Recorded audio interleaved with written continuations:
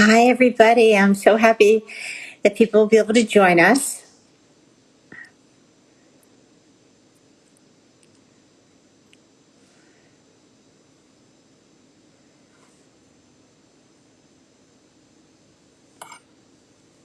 Hi, everybody. So nice that you could join us. I'm just waiting for Lisa Schulman to be here today, and I'm excited for her to be able to talk about third party reproduction. And Lisa is the director of, let me just put on my glasses for a minute. She's the director of the Center for Family Building and also for RMA of Connecticut, and she should be here very shortly. And so I'm so glad that all of you are here today. I'm just going to give her a minute, and I believe that she is here now. And we're going to get her to join. Here we go. View request. Lisa, I know you're there, and I just want to make sure I could get you on here. Here we go. You should be on in a minute. And let me see if she got that request. Anyway, there she There we is. Hi, go. Lisa. There you We did go. it. Okay, wasn't We that did it. difficult? I'm so excited when it works.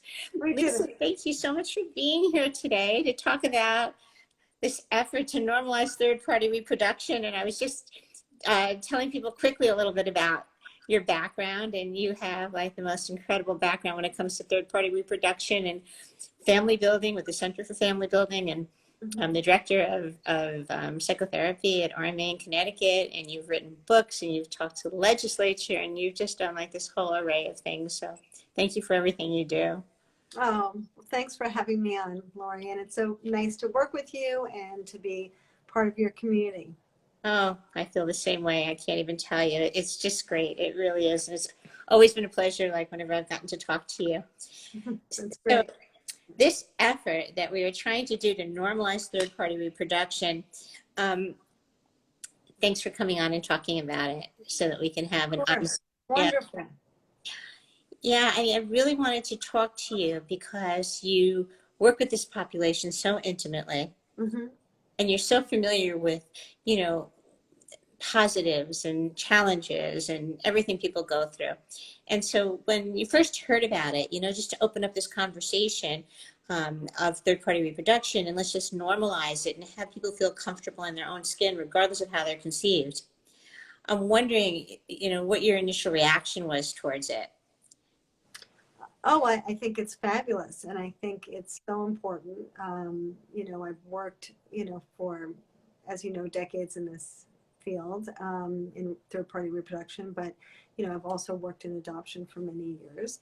And as you know, I've adopted children. And so this is really, I think, in many ways, following a very similar trajectory than adoption followed, years and years ago. And, when I was a young child, many decades ago, it was not, adoption was taboo. Wasn't something that you spoke about it. Now it's completely normalized. And I suspect that third party reproduction will move in the same direction. And so I think it's great that you're advancing that effort. I really appreciate, people like you and other people coming on to talk about it and get involved in it. And I do agree that it follows the same path as adoption in many, many ways. I was talking to somebody recently who said that their child who was adopted was filling out a college application. And under the family history there, they had to go to their mom and say, what should I put down? Because it only had mother, father, sibling. And it tugged at my heart. I've told this story before because I'm thinking, why, when you're filling out a family history, when you're going for a college application, should you have to worry about what to put down for your family history? Hmm. Why not just have it right there in the open and say donor or adoption? Let's just like say what the ways are to build a family so that there's no question about it. Yeah, And I think it would be nice if there was an opportunity for people to share what they wanted to share. I mean, I yes, kind of feel like, if you use a donor to conceive, then you are the parent, right? And so we would fill out parent. You would be still filling out the parent, and that would be who you are. But some people want to put more. They want to share and put their donor down, or they're a carrier, or maybe they're part of, and I'm seeing more and more of this right now, more of a blended family. And so I'm seeing people who are in thruples or people who are in known donor relationships where two people will have a friend and maybe a gay couple will have a friend and they co-parent together. And so I think the world of parenting is really going to change, and what makes a parent and how we really understand family is just changing so much. And so it'd be nice if there was just a place where someone could write what they wanted on these applications, whatever it meant to them. Yeah, I think you just said so much in those few sentences. I do agree that people should be able to share what they want and keep what they want private. I don't think that everybody should be able, should have to say anything, Mm-hmm. but I do think we should give people the opportunity to share what they want to share. Yeah, Yeah. absolutely. Yeah, and I do think from a medical perspective and a mental health perspective, having that down could help people. And I do think that we do need to redefine parenthood and families and how families come to be. And there's a lot of stigma still attached to that. Yes. And breaking down those walls is a hard thing to do. And I think it's hard for the parents while they're going through the journey Mm-hmm. and trying to cope with each step of the process. And then sometimes it never really leaves, it always tugs a little bit. And then you have this child who's born who has to go through the process and go through their own journey and Mm-hmm. supporting them to be comfortable. Mm-hmm. Mm-hmm. You know, whether they have Yeah. questions or they don't have questions. And I would think that most have questions and most want to find out a little bit about life in general and where they came from. Mm-hmm. Well, as you know, I run workshops for donor conceived children, I know. and you know, I find that they really do. It really helps them to have a place to talk about all of these things and to be able to understand how to think about it and how they may or may not want to disclose with others. You know, everyone's different, right? Just like every adult's different, every child's different, their temperaments are different. You know, I often tell a story about these twins that I had in my practice who, you know, were donor conceived, and as they were moving off to college, one of them decided, yes, I absolutely want to find my donor. I want all the donor information I can find. I want to find donor conceived siblings, all of that. And the other one said, I don't care. Doesn't matter to me. So, you know, we really don't know how people are going to develop over the years. And I think it's great to really give them these opportunities to educate them and help them on that journey. Yeah, what I love about your workshops is that it does allow people to explore that and explore what they're comfortable with. Mm-hmm. And giving people that open forum is a gift. It really is, and it's a gift Oh, that we thank want you. to. It is, right? And that's a perfect story. The two twins that had Mm-hmm. totally different views, and then how do you help the parent to be comfortable with allowing the child to explore? Mm-hmm. And then once you're an adult, how do you become comfortable? You know, I think you wrote like 10 things people should know. Mm-hmm. Yes, And it's a that was in, fabulous list. thank you. Yeah, Parents Magazine published that actually. Yeah. It was great. It was really, I was really happy about that. Yeah, well, it deserves to be published. It Yeah, deserves to be thank all you. over because people do need to know that their child is not going to not love them if they explore who who their, you know, their biology is connected to. And I think Mm-hmm. that's the biggest point. Yeah, it's And so then important. yeah, and how do you also help people to feel comfortable in going back to this effort in the medical community to be able to talk about it openly? Mm-hmm. I was Mm-hmm. talking to a gynecologist 2 days ago, and she said, geez, I never even asked people who come in who are pregnant whether or not they conceive through donor conception. Hmm. That's pretty scary. That's not just a general routine question that's asked. Mm-hmm. Mm-hmm. Mm-hmm. I would hope that gynecologists start to ask that question. Mm-hmm. Mm-hmm. Mm-hmm. Yeah. Yes, so that's all part of this, I think. It's all part of opening up the conversation. And if we can open up the conversation, we can take away the stigma. We can break down those walls. Yeah. Yeah. That would be so nice. Yeah. And I think what you're doing is fantastic, Lori. I think it's so nice that you're making all of these efforts to do that and to really get the word out. Yeah, do you think the population you work with would be interested in it? Do you think that they would embrace it, or do you think they would say no, they didn't want to be part of it? In what way? Do you think that they would embrace having this change, having it as an open conversation? or the ability to have an open conversation on a medical record or on any kind of an intake, just to start getting people familiar with normalizing three-party reproduction, normalize, starting to feel comfortable with knowing that there are different ways to conceive in different types of families. Yeah, I think giving people that option, on medical records and giving them that option to talk about it is really valuable, right? I think some people will feel comfortable and some people won't. And, certainly as you mentioned earlier, wherever you're on your kind of journey to get comfortable with the idea of using a donor matters too, right? Some people at the beginning they feel really uncomfortable with it and they have to really wrap their minds around it and they have to get to a place where they can really embrace it. Some people want to get on a soapbox right away and tell the world. And so I think different people are in different places. Yeah, so I was thinking about this kind of initiative to open it up, that even if people were not comfortable and even if people were having concerns or not necessarily or struggling with how they were conceived, I was thinking that this is an effort that probably would make most people feel comfortable regardless of where they kind of stood on kind of the realm or the scheme of feelings associated with how they were conceived. Did Oh. that make sense what I just said? I wasn't sure if it came out right at all.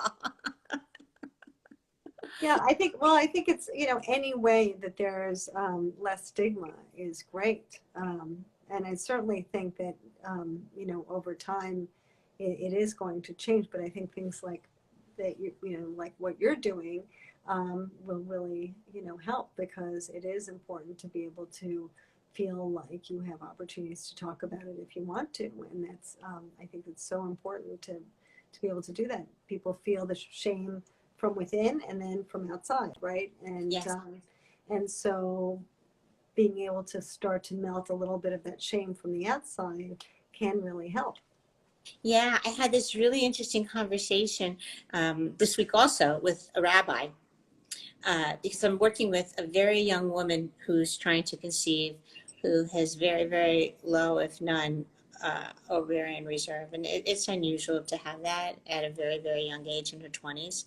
And she's an Orthodox young woman. And so I called him and I was talking to him about donor conception. And the interesting part is that this is something that the the organizations are starting to look at and starting to embrace as a way of conception. So depending on the community, they are thinking that some communities within the Jewish Orthodox community will be very accepting. Mm-hmm. So that's a shift. That's a huge shift from a couple of years ago. Yeah. And and that kind of shift, you kind of saw when I spoke to somebody from the church as well. It's just a matter of catching up. So it's a matter of many people. I haven't spoken to people from the Muslim community, but it's a matter of people catching up, I think, in many ways with what's going on and what a family looks like. Mm-hmm. Mm-hmm. Yeah. Yeah, I agree.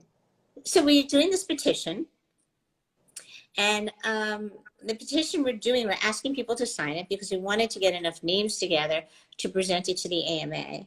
But I was talking to somebody in Europe who's very interested, and I was thinking, this is not a United States issue. This is a world issue. Right? Mm-hmm. People all over the world are using different types of third-party reproduction. Yes. So they might be signing the petition as well, which would be fabulous. Mm-hmm. And UK is a little bit ahead of us, right, in some ways, when it comes to acceptance of third-party reproduction. Yeah. I think they talk about it more, but as you know, the whole idea of paid donor conception, is relatively new for them. In many countries, as you know, that was not something that was allowed. And so many people came to the US, and I think that's changing too, over time in a lot of countries now. Because when you don't compensate a donor, you just have fewer donors, and of course you want them to have altruistic motives in addition to wanting the compensation, but without that compensation you're just going to have fewer people. So it was so hard for so many people for so long. When did that change? Do you know around when? I think it's just changed recently in England. You can, if the more religious countries like Italy are probably going to continue to be strict. Yeah, Italy, from what I know, the people I work with from Italy, Yeah, they don't even tell their yeah, family. They just show up with the baby like yeah, 9 months later because they don't yeah, visit very often. yeah. So, things will change over time, I think, but it is still very difficult in a lot of countries. Yeah, yeah. This one was from London, Mhm. so maybe it's a little bit different. Yeah, And well, I, that's just changing. That's just changed recently. yeah, I do agree with what you just said, though. And it's so important, right? Is that they talk about it. Hmm. And it's an open conversation, it's an open dialogue, and that's so important. Hmm. And that's all part of this because otherwise, I think there's a lot of shame that could go with it if we don't talk about it. Yes. And just want everybody to be comfortable. So we started the petition, and we've gotten quite a few names. I'd like to get a few more. Hmm. And Great. yeah, we're talking about advocacy. We're talking about people who want to do something. Maybe we're going to put up some letters for a letter writing campaign in the next couple of weeks, so they can send letters. But this is an effort, I think, that has to be a groundswell.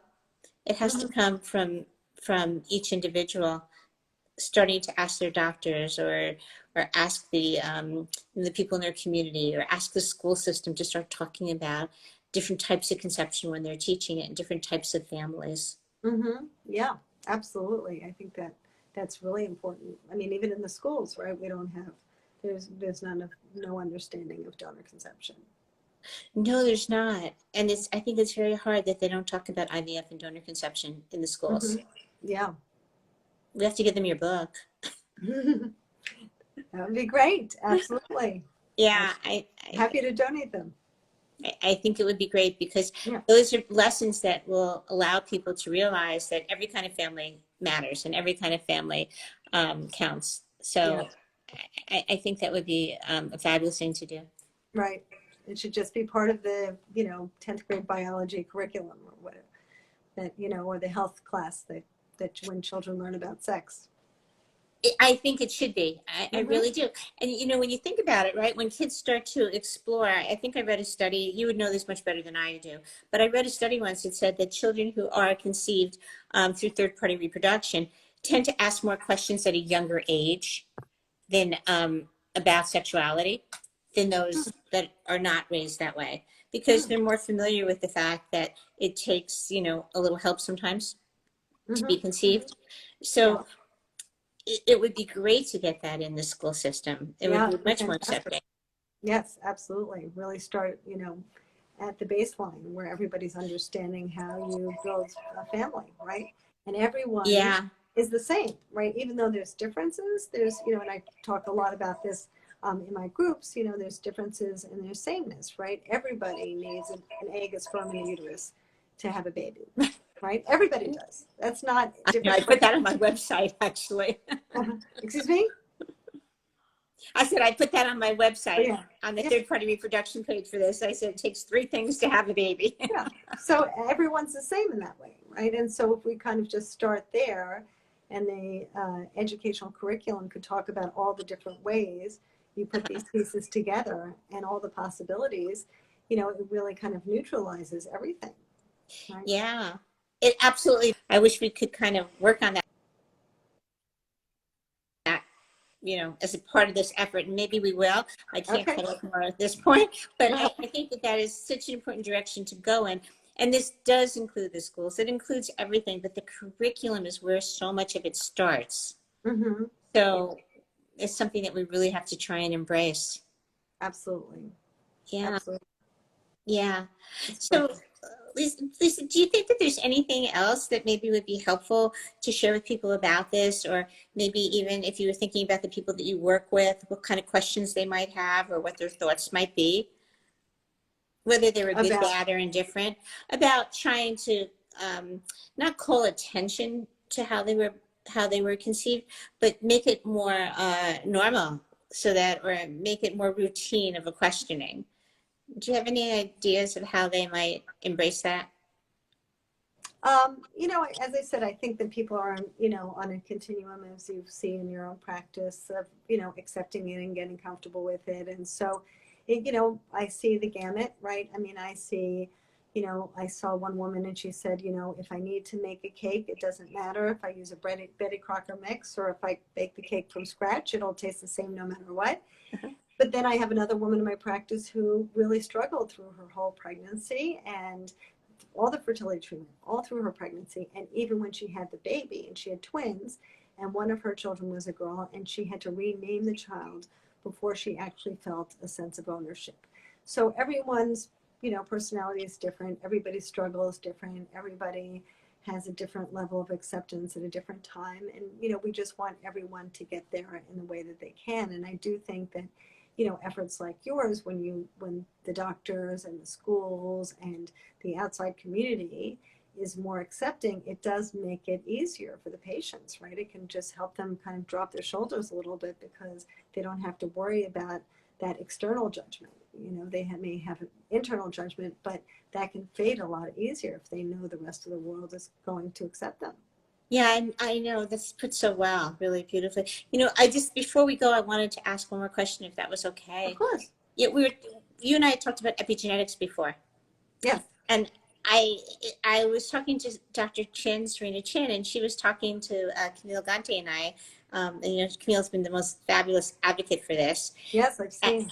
Yeah, she's been great. She really has. She really helped me to kind of spur this forward with her persona. So what Dr. Chin had said is that epigenetics is so strong that actually when you are filling out the application, that many times you should put down the mother's the mother's medical information, as well as the donors if you know the donor, because of the DNA absorption that could come through.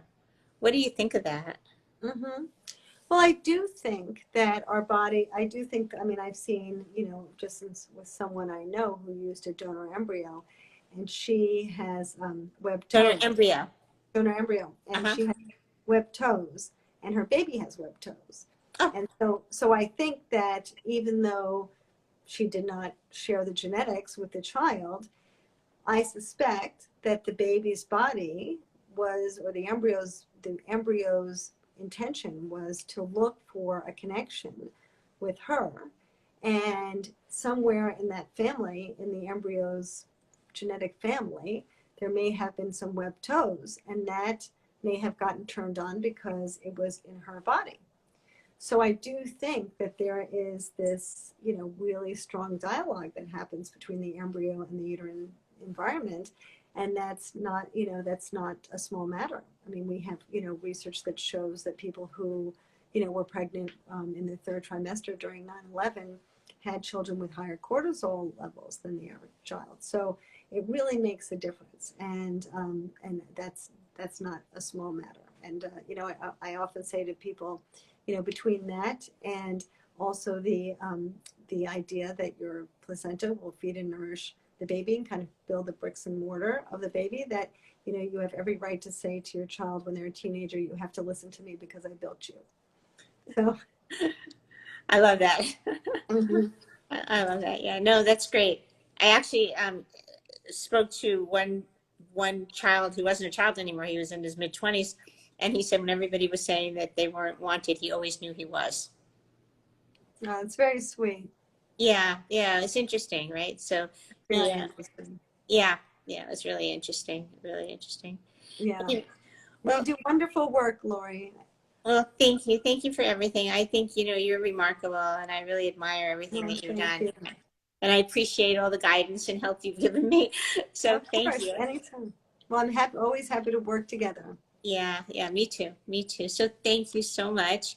And I'm glad that you think that this is a good initiative. That means a lot. It's wonderful, and I'm so grateful that you're doing it. Yeah, thank you. I'm grateful for your support.